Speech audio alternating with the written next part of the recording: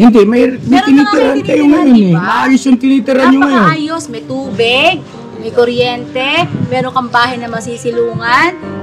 Kompleto. Pero bakit yun hindi mo magawa?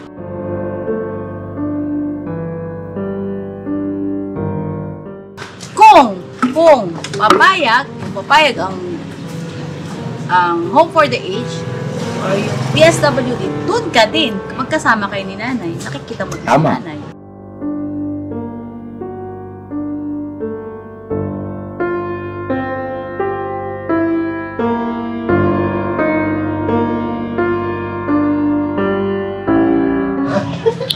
Ano Ate Mayra? Ano po yun? Jonathan, yung bahala magpaliwanag. Naubos kasi yung battery ko ng battery. Ikaw naman naintindihan siya, mo. Ay, Ate Jenny, si Ate Jenny po, siya po yung Ate Jenny. Okay. Upo po kayo doon. Bigyan yung upuan si Ate Mayra o yung mga ano.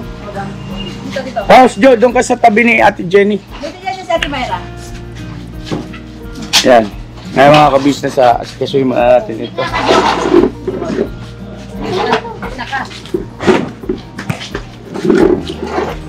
Yes, opo, ano pong dahilan at napasugod kayong tatlo rito sa amin? Ay, sir ka-business, yung kapitbahay kasi doon namin sa likod. Reklamo pati yung doon sa may harapan, sa likod rin. Tatlo kasi yun sila doon, paikot-ikot. Yung sobra kasing, halimbawa, baho daw, ganyan. Tapos doon sa taas din sa mga bahay ko, ganoon din. Ang sabi ko naman, Jonathan, maglinis ka. Tapos sabi naman ni Atang, naglilinis ako. Ang kaso naman, bigla naman si nanay sumisigaw, yung trabaho, yung nagugulat. Sabi niya, Jenny, hindi po pwedeng ganyan. Lagi na lang ganyan ginagawa, nagugulat kami. At saka isa pa, kung ilipat nyo yan sa ibang lugar para naman kami dito. At saka isa pa, nangangamoy. Bakit, Jo? Hindi ka na naman nalilinis? Ay, teka muna, ang tanong ko, bakit sa amin kayo pumunta? Ay, kami dito halimbawa ng para ipaalam sa inyo. Kasi ang gusto sana, doon na lang sa kanila kasi kay Mayra halimbawa. Pumayag ba si Ate Mayra? Pumayag. Ewan ko, kausapin si Mayra pag ano. Pero ang first choice sana namin, sir, babalik. Kasi gusto mong magtrabaho ni Jonathan, babalik dito, sir, kung papayag po daw kayo. Babalik ka dito, Jonathan. Anong gagawin mo rito? Kukonsumihin po kayo. Tama. Ang galing mo. Si Ate Mayra, ito Ate Mayra, ngayon kita nakita ang joker. Ano rin pala ito? Kwela rin. Ano? Ate Mayra, yung mabait din naman. Lang siya talaga na. So ngayon ganito, salamat sa inyong malasakit sa kababayan natin kagaya kay Jonathan. Pero gusto ko lang ipaunawa, no, maging sa mga viewers, si Jonathan, kami ay vlogger na tumutulong. Pero hindi namin siya responsibilidad dahil hindi namin siya kamag-anak. Kami tumutulong sa kanya bukal sa puso. Pero hindi namin yon obligasyon. Yung pagtulong namin ay bukal sa puso, hindi pinipilit, hindi dinidiktahan, at hindi obligasyon, no? Kasi para sa akin, kung tutulong ka na dahil sa dikta, hindi ko sinasabing dinidiktahan mo kami, ha? Ito'y paglilinaw lamang sa kapakanan ng marami nating mga nanonood. Ganun po yon, no? Kasi nami-misinterpret ng iba na para bagang porkit ikay vlogger na tumutulong, ay para bagang obligasyon mo na yung mga kababayan natin na mahihirap na kailangan tulungan. Huwag nating kalimutan, may limitasyon po ang aming kakayahan. May limitasyon ang aming resources. Ano po? At siyempre, may limitasyon din ang abot ng aming kaisipan o mga ideya. Ano po? So, yun lang naman. Pero anyway, salamat pa rin naman. At isa lang ang ibig sabihin nun, kayo ay lubos na nagtitiwala sa aming kakayahan. No? Okay? Hindi ako nagsalita dahil pinupuna kita. Kundi nagsalita ako para magbigay linaw lang. No? Sa nakakarami. Alright? So ngayon, ito na naman tayo, Jonathan. Ikaw naman ang aking kakausapin. Ano ang nangyari na naman sa iyo? Bakit nirereklamo ka na naman kapitbahay mo? saan kita dadalhin na wala kang kapitbahay? Sabi ka na, salita ka. Naglilinis po ako kuya, binigyan niya po ako sabon eh. Nandun pang ibang sabon po kuya eh. Talagang linis ganun lang po yung nangyayari po sa amin dun eh. Bumabawa rin po kahit kada nilinis po eh. Ganun talaga. Kasi may sakit ang nanay mo eh. Kaya nga di ba ang feeling ko sa'yo, kapag kalimbawang umihi, antimano agad-agad lilinisin mo na. Huwag mong payagan na tumagal yung ihi sa sahig o sa simento kasi talagang mga ang tawag nun, umaalingasaw, no? Pati kapitbahay mo maaamoy yun. Oo nga po eh. Ako sabi ko sa iyo, paliligaw mo din si nanay. Hindi, pinaligaw ko na po rin kanina. Nakatapon na ni Ate Eric kanina po eh. Sa loob ng isang linggo, ilang beses mo siya pinapaliguan. Ano po, mga matagal na po eh, mga mag-iisang buwan po bago paliguan. Bravo! Mag-iisang buwan po, matagal na po. Extraordinary yan. Tanong ko nga lang sa'yo. Ano ba ang bili namin sa'yo noon? Kami sis ka-business sa Makikiraan. Ano ba ang ibinili namin o ipinayo namin sa'yo na pagpapaligo kay Nanay Marita? Gaano ba katagal dapat? Lagi-lagi po. O, yung isang buwan ba, lagi-lagi ba yun? Matagal po yun. O bakit di mo ginawa? Kasi sabi ng mama ko, pag ano po, ayaw niya po eh. Ako, nagsabi ko sa kanya, sabi ko siya, ayaw po niya eh. Inusunod ko lang po siya. Pag matagalan na po, gusto niya po maligo. Yun po ginagawa ko po sa kanya ngayon eh. Okay. Sige, ganito. So, yun na mga ka-business. Yayamang meron na rin naman palang pag-uusap si Ate Jenny at saka si Ma'am Myra. At pumayag ka naman pala Ma'am Myra na doon sa inyo si Jonathan, nasa inyo po yun. At kami naman ay nagpapasalamat po sa inyo. Pero sir, gusto niyo pa po ba na bumalik sila dito mag-ina? Dito sa Oo. Kasi lagi nila po kayo binabanggit, parang kayo naging inspirasyon sa dalawa. Ang totoo, kung ako lang, mga ka-business, walang masamang tinapay sa akin. Kaya lang po kasi, syempre, may mga anak ako. Di ba? Diyan si Papa Din, si Pus Dave, si Budang. At kailangan ko rin namang ikonsidera yung kanilang damdamin. At syempre, yung kanilang saloobin sa bagay na yan. At nabanggit ko nga po sa kanila nung galing kami roon kay Jonathan, nagbayad kami ng upa. At saka nagpaabot kami ng kaunting grasya, bigas at saka groceries. Ay negative sa mga bata. Kasi nga, na-observe nila yung gawi nito nung unang nandito. So, sa akin naman, para sa akin ay hindi ko pwedeng i-violate din yung karapatan ng aking mga anak, bagaman gusto ko. Kailangan ko rin irespeto yon. Kahit ako ang tatay, pero may karapatan din kasi yung mga anak ko dito sa aming pamamahay. Kaya, sa diretsahang sagot, Jonathan, hindi ka na pwedeng bumalik dito sa ka-business family. Okay? Tutulong kami sa iyo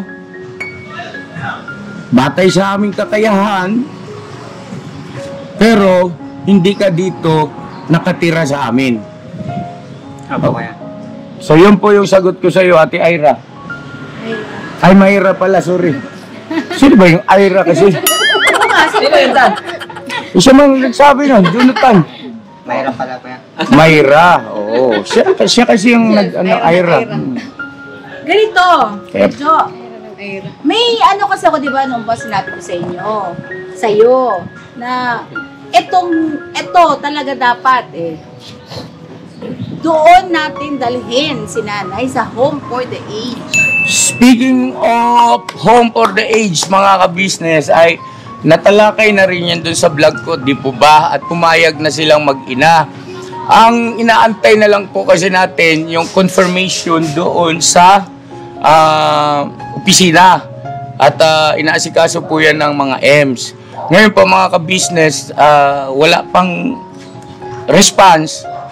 At kaya hindi pa rin kami makakilos na para kunin, puntahan doon si Nanay Marita at ilagak doon sa home for the aged. Ngayon, hindi ko alam kung ganun pa rin ba ang desisyon ni Jonathan at saka ni Nanay Marita? Jo, Bago isip po ng mama ko eh. nagbago ang isip. Bakit? Eh ano nang gusto niya? Ayaw niya po eh. Bakit? Sabi Nabigla niyo lang, totoo.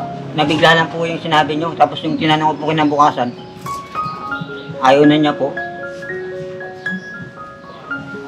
Ayaw na niya po pumayag.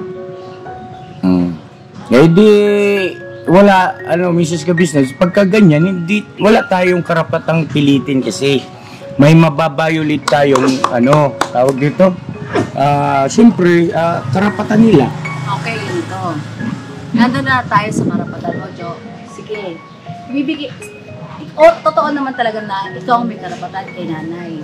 Ang tanong, kaya mo manugutan ang nanay mo sa ganyang kalagayan?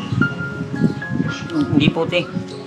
Tumagal po kami sa ilang taon po, nakaya ko naman po siya. Kaso, ayaw niya pong pumayag, dalhin po dun. Yung sa paghihirap po, yung paglilinis po ng niya, ng dumi niya, nakakaya ko naman po yun eh. Kahit anong hirap, kaya ko po gawin. Naalagaan ko naman po siya, kaso ayaw niya pumayag, dalhin po doon sa sa ampunan. Naalagaan mo si nanay ng maayos? Opo, te, kaya ko po.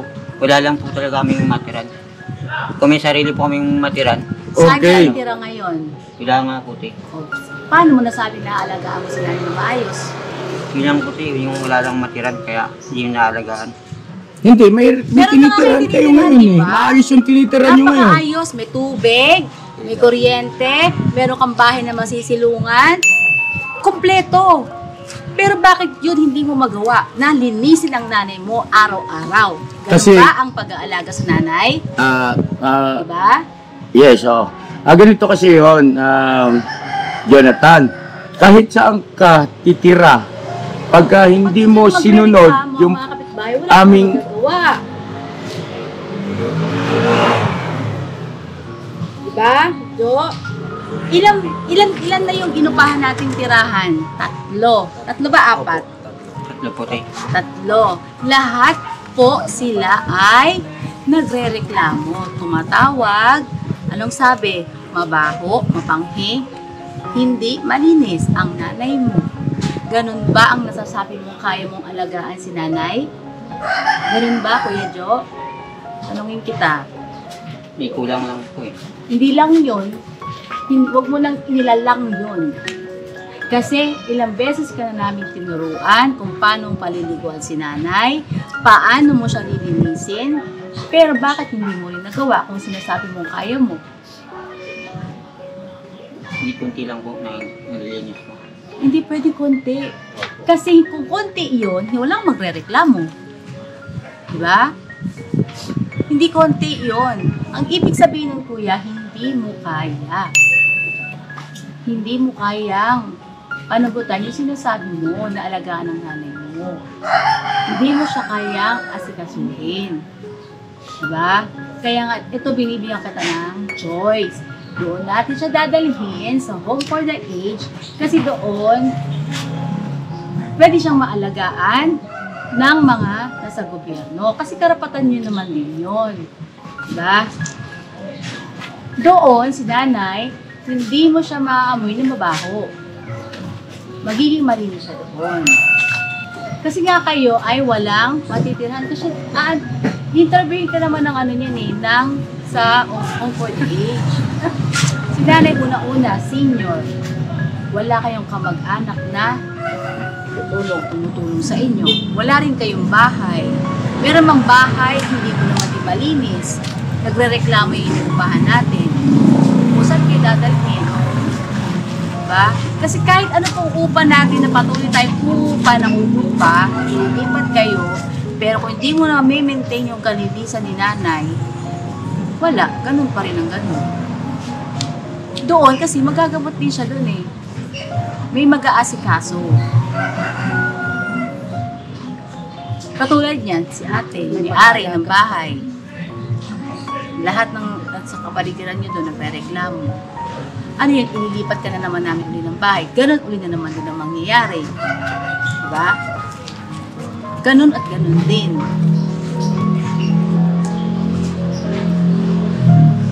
Diba? Meron ka bang nabalitaan na nasa home for the aged ay napariwara ang buhay ng matanda? Di ba wala? Wala naman po din. Di ba naging maayos? Opo din. Gusto mo ba maging maayos si nanay o hindi? Ayaw niyo talaga din. Hindi si nanay ang masusunod. Ikaw. Kasi ikaw ang tumata yung ano sa nanay mo eh. Hindi mo nga rin kaya eh. Dapat ikaw ang mag-aasikas. Ikaw ang Ikaw magdidesisyon, Jo. Hindi si nanay. Oo, pagka nagdesisyon ka, pag pumayag ka si nanay, walang magagawa. Kasi, ano ng gobyerno yun eh. Ang magiging batayan lang ng gobyerno ron, Pumayag ikaw. ka eh. Kasi Oo. pipirma ka doon ng consent eh. Oo. Kami kasi wala kaming karapatan Hindi doon, kasi Jo. namin karapatan. Tsaka hindi rin namin kayo karapatan. Wala kaming karapatan. Kahit anong tulong ang ibigay namin sa'yo, wala kaming karapatan sa'yo, Kuya Jonathan. Na ano ko tayo sa, excuse me po, sa barangay, wala kang karapatan dyan. Kahit tulungan niya. Yes, oo. Nagmamalasakit lang sila Oo. sa'yo. Nagmamalasakit lang kami, Jo. Tama, si Ate Myra. Palakpakan natin. Malasakit. Nagmamagandang loob. Ayan. Kahit sila, kahit si Ate Mayra, nagmamalasakit din sa'yo. Kaya Ate Jenny, yan. Pero hanggang doon lang kami. Pero ikaw pa rin ang magdedesisyon sa sarili mo kung gusto mo siyang ipasok doon. Kasi wala ka nang hindi mo kaya nga eh. Diba? Okay, so ang mangyayari na ito, ay kakausapin mo ulit si nanay mo, Jo. O baka ikaw lang ang ayaw. Yung totoo. Sabi ko na po totoo. O sige, sabihin mo yung totoo. Ayoko rin kasi po dun eh. Bakit? Hindi po katotohanan natin. O bitam, nagsisinungaling ka, sinasabi mo si nanay ang ayaw. Pares po Pala ikaw kami. din. Pares po kami dalawa natin. Bakit mo ayaw? Una po kami, ayaw po niya. Pares po kami. Kahit nga ayaw ni nanay, pero kung ikaw gusto mo, Sagutin mo yung tanong ni ate kabistis mo, Jo, yung bakit ayaw mo. Sagutin ko na po yung tanong po ni ate. yung totoo ha, ayaw ka nagsisinungaling. Totoo po.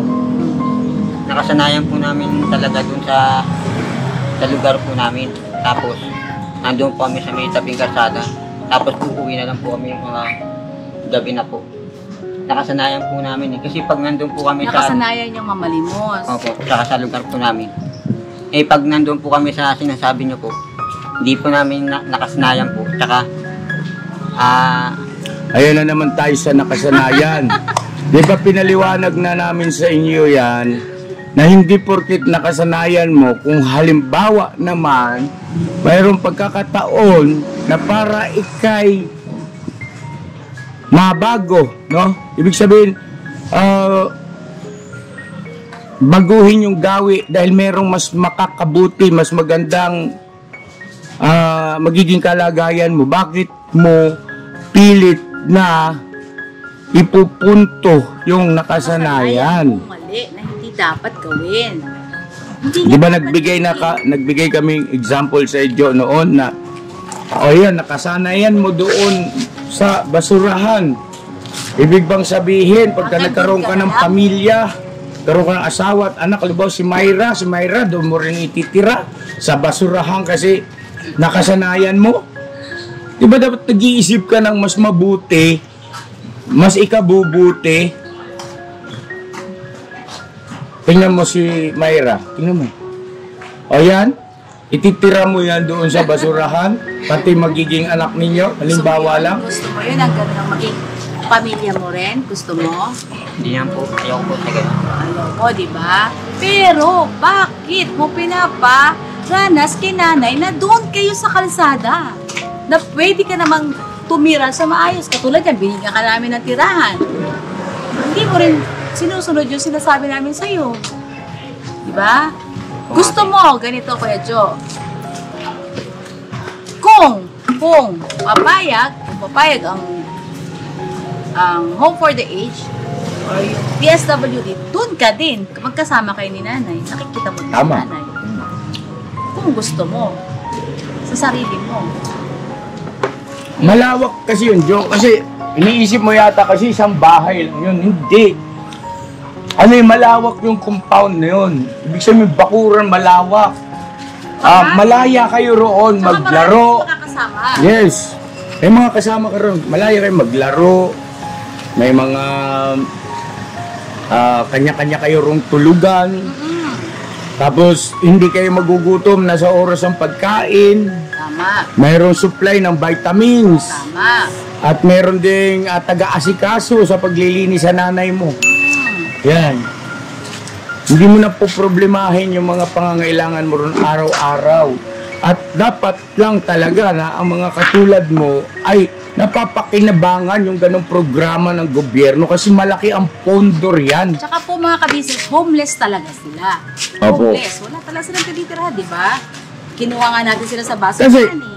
Kasi kahit na, halimbawa, may mga nagkokomento kasi, bakit di nyo lang kasi paggawa si Jonathan ng, halimbawa, bahay, bili na maliit na lote, paggawa ng maliit na bahay. Posible. Kaya lang, ang tanong nga kasi, yung mga magiging kapitbahay niya, magrereklamo rin eh. Ngayon po pwede siguro doon sa Norsagaray, wala naman din katao-tao ron. Malamang sa malamang, hindi mo rin magugustuhan yun. Diba? Gusto mo ba ito meron sa bundok? Gusto mo ba ron? Bundok po yun. Ha? Ha? Bundok. Doon talaga walang magre-reklamo. Ikaw ang kulit mo, Jonathan. Dapat sa'yo, binabaong ka sa bundok eh. Walang kapitbahay doon. Mga aswang nakatara doon. So, ayun na, Mrs. Ka-Business, pasensya na. Paulit-ulit na naman ito. Hahaba lang ito na paulit-ulit lang din. So, ganito, kumbisihin mo ulit si Nanay Marita na ilagak sa home for the age. Ha? Okay? At habang kami naman nag-aasikaso nung pag-communicate doon ba sa opisina. No? At kumbinsihin mo din yung sarili mo. Ipasok mo sa isip mo na doon ay mapapabuti ang nanay ko. Kasi mahal ko nanay ko eh. Kung talagang mahal mo si nanay, iisipin mo yung kabutihan ng nanay mo. Okay? Aso, Tapos yeah. kay Ate Janet, Jenny. Jenny pala, sorry. Kay Ate Jenny, ano na tayo, Ate Jenny? Yung sa inyo naman po, yung sinasabi ko kanina, hindi ko talaga May atraso ba ako si Ate Jenny? May dapat ako bayaran? 1 month, binawas ko na sa down na 6,000. Okay po. Tapos may balance pa siya na na 350 pesos ba? Ngayon, ang gusto sana mangyari niya, halimbawa, lilipat sana siya kay kay Mayra.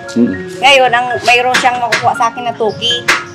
Di ba may 3,000 pa siya, tapos ngayon 8, mayroon siyang balance sa akin 350. Tapos ngayon, idadala ko listahan. Tapos ngayon, sabi ko yung toki, ibibigay ko sa kanya, halimbawa kay Mayra. Yun na lang, para doon na lang siya, halimbawa. Okay. So, Ate Mayra, ito naman ang sa iyo. Ano ang desisyon mo? Ako na, ikaw naman. Magkaibigan po kami ni Jonathan. Pag doon po siya sa amin, kahit pa paano, mapagsasabihan. Kasi nakikinig po siya kahit pa paano. Nakikinig talaga siya. In love sa'yo yan eh. Ganun talaga yun. Malaki ang ano mo dyan, Ate Mayra. Malaki ang influensya, may tutulong. Sana, magbago ka, Jonathan. Marinawa. Yung nakaraan araw po, pumunta sila sa amin. Nakikiusap na yung nanay niya. Nabalik na nga daw sila sa amin. Ang tanong, papayag ba yung iyong ano? Ay, hindi niya po alam. O Sigurado, paano mo ilalagak yan doon kung hindi siya papayag o hindi mo pa nakakausap, siya may-ari nun, hindi man sa iyo yun. pa nandun na po, wala na po siya magagawa. Ay, wag. Wag mo ilagay yung sarili mo sa alanganin kasi andun yung katotohanan. mag-aawayan niyo po. Oo. Mag-away po kami isang araw lang, pero mabait po yun eh. Malambot yung puso niya. Maintindihan niya din. Nag-gets na kita. Ang ibig sabihin yan ay wala siyang magagawa dahil habul-habulin niya ang beauty mo. Yun. Di ba? So anyway, nasa iyo yun, Ate Mayra. At, Opo, desisyon niyo po yun. ngayon, ang sa amin naman, ang parte naman namin ng ka-business official ay ang pagbabayad ng upa sa inyo. No? Tuloy-tuloy. Akala ko po ba, ay i-renovate yun, kaya niyo po sila pinaalis Wala, hindi pa po na ganun bit man. Ba't niyo ba kasi pinaalis yan noon doon? Galit siya eh. Kanino ka galit? Hindi na, kaya, totoo po, kaya sila, Totoo po, ayaw ko naman sinungaling. yung totoo po. Sige po. Galit siya. Bukod po sa mabahon, mapanghe, Galit po siya. napagpapasensyahan pa kasi pero yung one time na pupunta kami sa hospital kasama yung yung yung partner ko, parang nahihilo na yung mama niya sa pinto. Tapos, yung expression ng mukha, parang Masungit. Parang okay. mapendi siya, yung expression ng mukha niya. Tapos tinawag niya pa si Jonathan, sabi nga gano'n. Parang misinterpret ko po, kasi pupunta na nga kami ng hospital, parang natutuwa pa, parang gano'n. Parang gano'n yung naging mistake ko. Parang ganito, ano yan, dadali sa ospital? Baka mamamatay na yan. Jonathan, liga rito, dalitin mo, mamamatay na yata ito. Parang ganun, no? Natutuwa pa. Naman po. Parang ganun po naging instinct ko. Kaya sabi ko, Nasaktan ka. Kaya pinalayas mo sila roon o pinaalis. Tinawag mo sa amin, pati kami nagalit ka sa amin kasi matagal namin bago mailipat. Kasi iniisip siguro ni Jonathan na hindi na sila aalis doon. Ganun siguro yung nasa instinct nila mag-ina. Okay. Kaya pinagangka ko sila. Sabi ko, alis na kami. Kasi ayoko ng ganun kasi masakit yun. nagmasakit kami sa kanila. Ayoko yung pang may nangyari na nga, pang matutuwa pa. Maputol kita, Ate Mayra. Yung EMS niya yung malasakit ng EMS sa kay Nanay Marita Ganon alam. Pero, binanatan niya yung mga plastic daw. Di ba? Tsaka hindi, At saka si Nanay Marita, sinungitan niya yung mga EMS. Naaway niya. Naaway niya yung mga ex. Ayaw niya na nga magpahawak Pero ka. naintindihan namin yon. Kaya sabi ko sa mga EMS, wag niyong pinapatulan. Kasi alam naman natin na mayroon ng problema yung ating kababayan Ngayon po ay, sandali. Sorry po, ito kasi ate. So sabi ko nga po, wag nilang papatulan yung mga EMS. Pinayuhan ko silang ganon kasi tayo yung nakakaunawa. Siyempre tayo yung unawa. So ganon ang siste, araw-araw. Pasensya.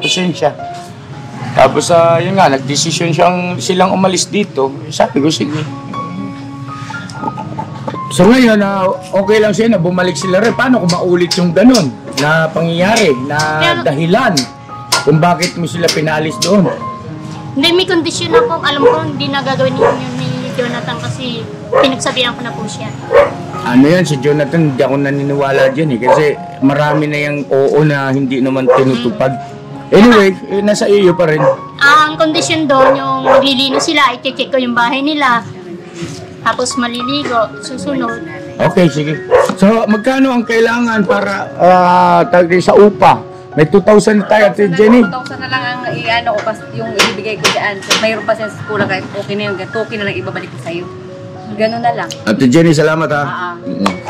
Tapos kay Ate Mayra, magkano bibigay daw po sa inyo yung 2K? Magkano yung sa amin? 3K daw pa dami. Kasama. Hindi, katulad pa rin po ng dati, hindi po tumaas. Magkano ba upa ron? 2,500 na lang daw uupa niya. 2,500 tapos yung sa kuryente tubig nila. Balik 3,000 na daw. 3,000, di ba po? Lahat na daw yung 3K. Ha? 3,000. Kasama yun sa ilaw tubig. Kasama na daw yung sabi niya. Ang laki naman ng tubig sa ilaw. Magkano binabayaran niyang ilaw doon sa ngayon? 100 lang. Ganun naman pala. Bayad natin kay ate. Laging 3K. Pero, sa totoo lang po, minsan Sige. ako sa ilaw kasi marami yung 800. Kasi hindi to nagpapatay ng malaking ilaw po doon. Tapos may kulang pa siya kaya okay na yun. Sige, okay. So, paano? Ngayon na namin ibibigay yung 3,000 na kulang. Bukas na lang siya maglipat doon kay Mayra. Gano'n na lang. Kahit ngayon na, tulungan na natin. Kasi na-breakfast. Ito, kaya mahala na siya. Kaya ako marami akong gagawin pa. Bukas na lang. Akala ko tutulungan mo. May gagawin muna ako bago mag-ano. Okay.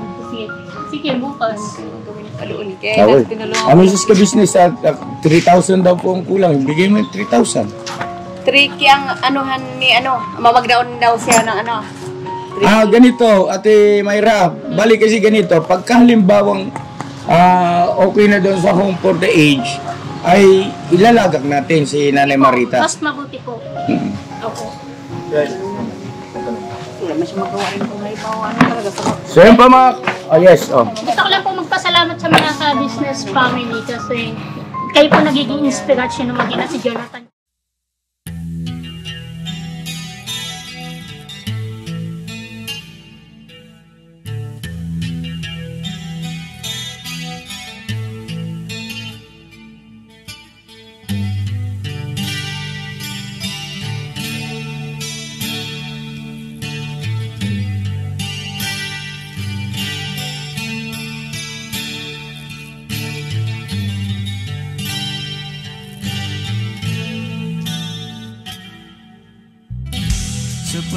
bawat araw na lumipas,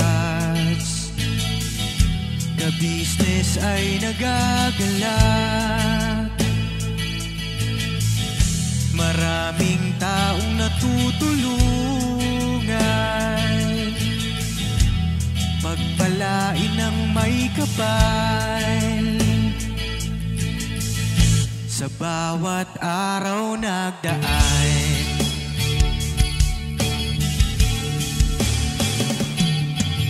ka-business, business, ka-business, Papa Dio, Steve, mahal kayo ng marami. Ang tuwa nila'y walang mapagsidlan. Noong kami niyong natagpuan,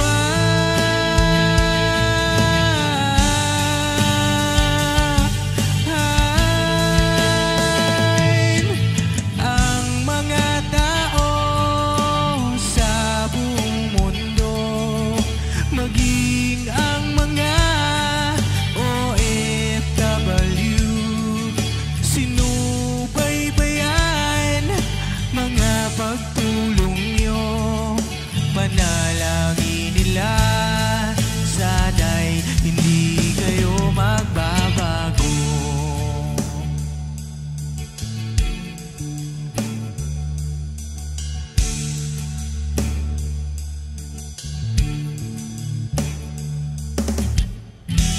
Papa din Stevie naman, scholarship ay nasimulan sa mga nais mag-aral. Pag-aaral ay pahalagahan upang kayo'y magtagumpay.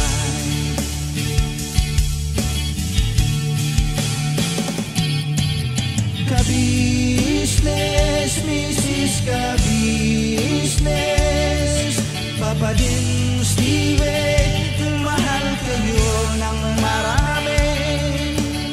Ang tuwa nila'y walang mapagsidlan.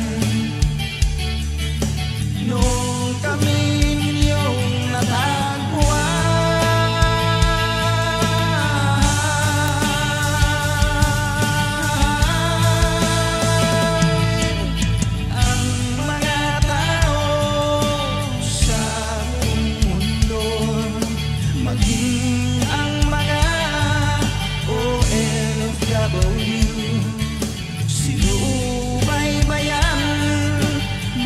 pagtulong nyo, panalangin nila, sana'y hindi kayo magbabago.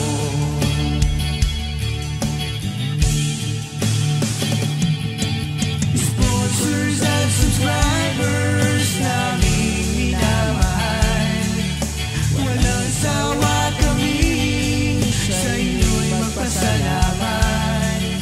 Mula pa noon at hanggang ngayon, walang sawa kayo ay tumulong.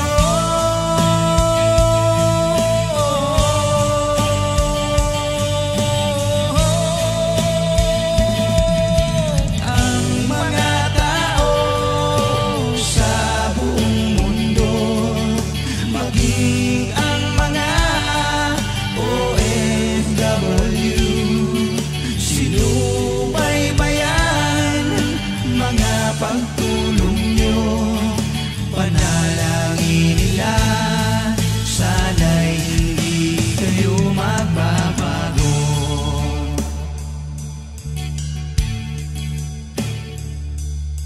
Panalangin nila, sana'y hindi kayo